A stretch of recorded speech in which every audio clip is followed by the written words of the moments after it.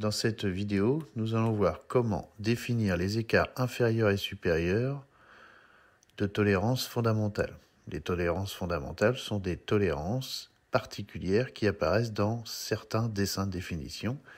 Donc nous allons pour cela étudier deux plans qui font partie de la perforette que nous fabriquons à l'atelier en microtechnique, avec le corps, qui est la partie principale jaune de la perforette, et le guide poinçon qui sert donc, comme son nom l'indique, à guider le poinçon en rouge.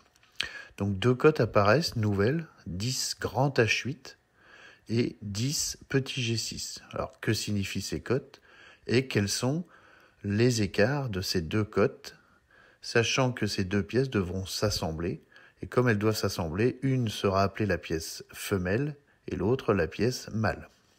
Comment définir quelle est la pièce femelle, quelle est la pièce mâle?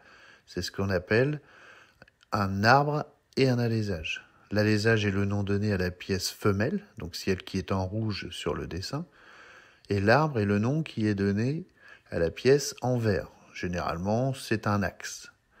Donc arbre en rouge, alésage en vert. Donc grande lettre pour l'alésage, petite lettre pour l'arbre. C'est comme ça qu'ils sont différenciés. Vous pouvez voir la vidéo explicative éventuellement en cliquant sur le document que vous avez reçu en parallèle. Alors comment déterminer ces écarts supérieurs et inférieurs? Pour la tolérance 10H8 par exemple, on va commencer par celle-ci. Comment définir l'écart supérieur et l'écart inférieur? Qu'on va appeler grand ES puisque c'est une grande lettre, c'est une pièce femelle, et grand EI pour l'écart inférieur. Sachant que la cote nominale est 10 et que dans le tableau qui va apparaître, nous devons absolument utiliser un nouveau document qui est le document dans lequel vont figurer les tolérances que l'on va aller rechercher. Donc tolérance, c'est-à-dire l'écart supérieur et l'écart inférieur. La cote nominale va donc être de 10, donc je vais commencer dans un premier temps par rechercher dans la colonne où est ma valeur. Donc elle est entre 6 et 10 ou 10 et 18. Mais sachant que le deuxième chiffre est inclus, je n'ai plus le choix, je suis obligé de choisir dans la colonne 6 à 10, donc 6 exclu à 10 inclus. Je le répète, le deuxième chiffre est inclus. Donc lorsque un chiffre se situe dans deux colonnes, c'est toujours dans la première colonne.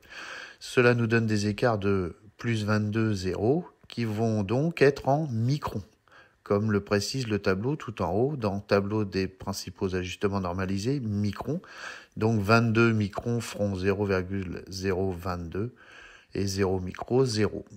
Maintenant, pour la colonne 10, petit G6 nous indique que c'est un arbre. Même principe. Le deuxième chiffre est inclus.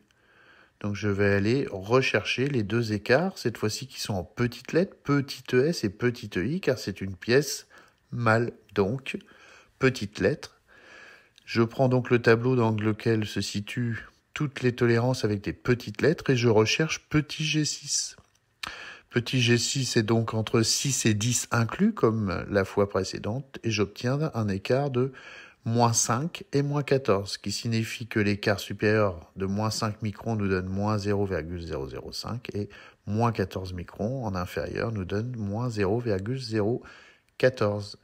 Maintenant, il ne me reste plus qu'à calculer la cote maxi, la cote mini, la cote moyenne et l'intervalle de tolérance que l'on appelle l'IT par les calculs habituels.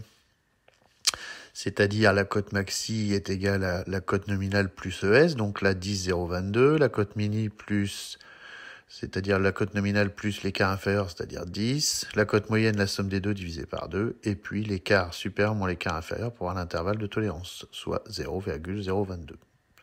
Donc ça, normalement, vous maîtrisez, sauf que d'habitude, on le faisait avec des cotes directement données en millimètres. Même principe pour les cotes de l'arbre. Cote maxi, on va trouver 9,995.